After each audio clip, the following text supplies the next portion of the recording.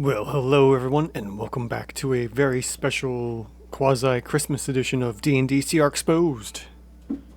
On today's episode, we'll be looking at the Ginger Brute from the Monster Compendium, or Monstrous Compendium, Volume 4.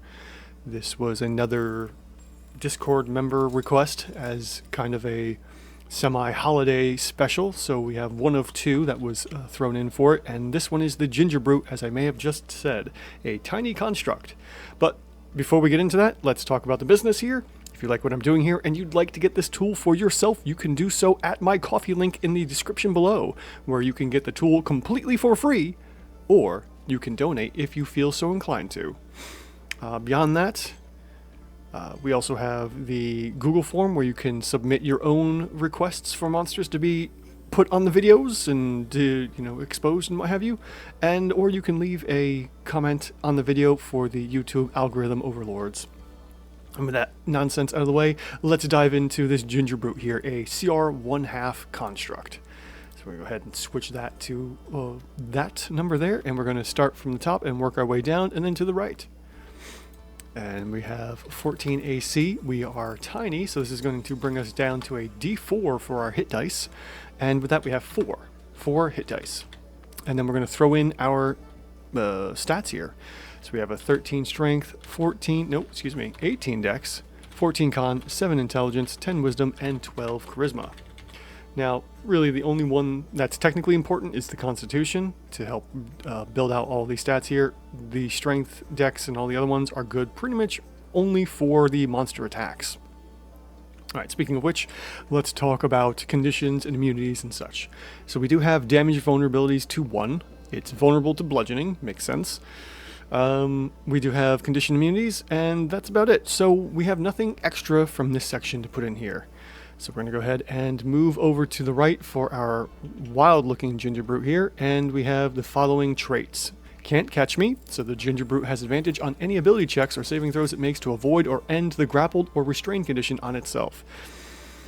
This is a new one. We don't really have anything for getting rid of grappled or restrained, and since that is a rare occasion, unless maybe you build the quest or the adventure line to include catching as many of these as you can, there's really no benefit to this here. So we'll just move on to the next one. Sweet Victory. Once the Ginger Brute is destroyed, a creature can use its action to eat all the remains and gain 5 temporary hit points. The remains crumble away after 24 hours if not eaten. Okay, pretty straightforward and self-explanatory. Nice flavor traits, nothing that's really going to impact combat all that much. Then we move into the actions for our Ginger Brute here. First off, we have our multi-attack. The Ginger Brute makes 2 fork attacks, 2 gumdrop slingshot attacks, or 1 of each. So basically, we could shorten this to say the Ginger Brute makes 2 attacks. That's it. Okay. So we have ourselves a +6 to hit for both of these, the fork and the gumdrop slingshot. So we can go ahead and throw that in there. This is definitely coming from dexterity. As you'll see here, the 2 hit is coming from the dex, so we will make sure to include that for any of our attacks, which we are going to do right now. The first one being the fork is a D4, and we are using dexterity, coming out to 6.5, which is exactly what we want. And then the gumdrop slingshot is basically the same, so we don't need to do anything different here. So we'll go ahead and throw that into our combat workspace here. We really don't need to bother making 2 of each, and we'll just go ahead and go here and add these in. So we can do 2 of each. It doesn't matter if we use the gumdrops or the fork. They're going to do exactly the same of damage. And we'll go ahead and throw it in concentration, because that is going to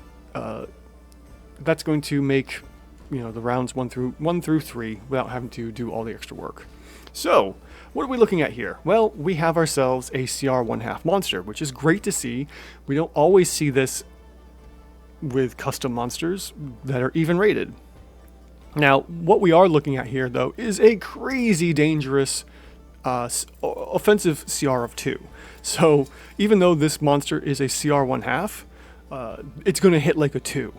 But it's only going to survive like a CR 1/8. So if you don't hit, this thing is going to do a lot of damage, and you better hope to be going first.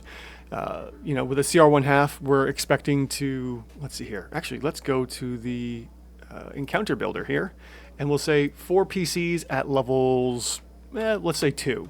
Okay, so we have a PC CR pool of 2, which means we can have up to CR2 worth of monsters.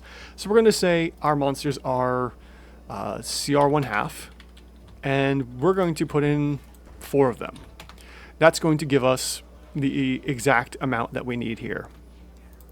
We'll say, always go with hard. So our remaining CR pool is 0. We have 2 CR worth of monster. Our players are worth CR2 at level 2 themselves with 4 players. So this would be a 1-to-1 basis. Now, if the players weren't rolling well, the gingerbread could do pretty heavy damage considering that they are ranked at CR2. But again, they only last as long as a CR 1/8. So there we have it. We have ourselves an evenly rated ginger brute here. Definitely a brute for sure, considering how strong this thing is going to hit. All right, thank you so much for joining. Again, if you like what we're doing here, grab yourself the tool in the description below. Happy holidays to everyone, especially my channel subscribers, the channel members, and to those that are one-shotters on my Ko-fi page. Thank you all so much. Happy holidays to them especially, but to everyone here that has watched the video and gotten all the way to the end. Thank you so much, and I will see you in the next one.